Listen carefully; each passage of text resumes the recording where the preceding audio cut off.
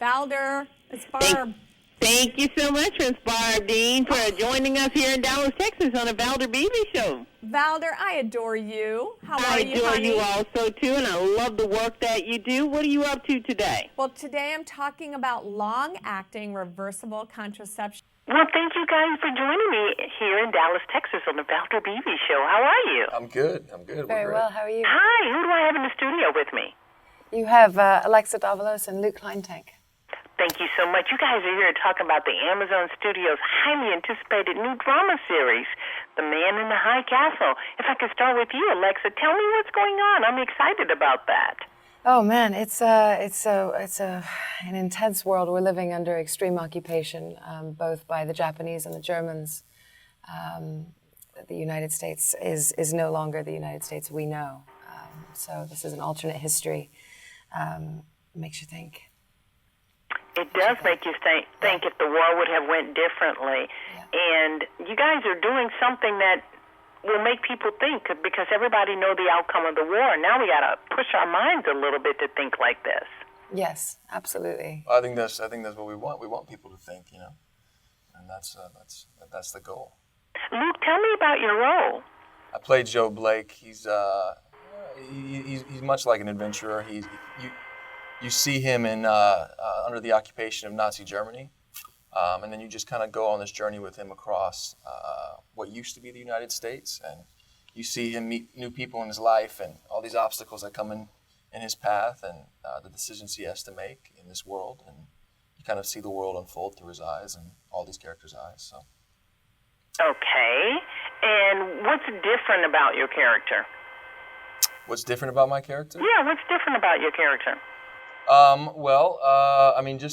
think the story's different. I mean, I think just being under that kind of oppression, being under the occupation of Nazi Germany is different. I mean, different for me as an individual. There's a lot that he can't tell you. Yeah, and there's a lot I can't tell you because my character lives with a lot of secrets. I mean, most of these characters are very duplicitous, and so I wouldn't want to give too much away, just because if you haven't seen the pilot, which I urge people to do. You're gonna find out some pretty revealing things with my character. Yeah, we don't want to have a spoiler alert here. No. Alexa, let me ask you. You came to this particular part with some pretty high resume accolades. How is it being on this new platform, Amazon Studios?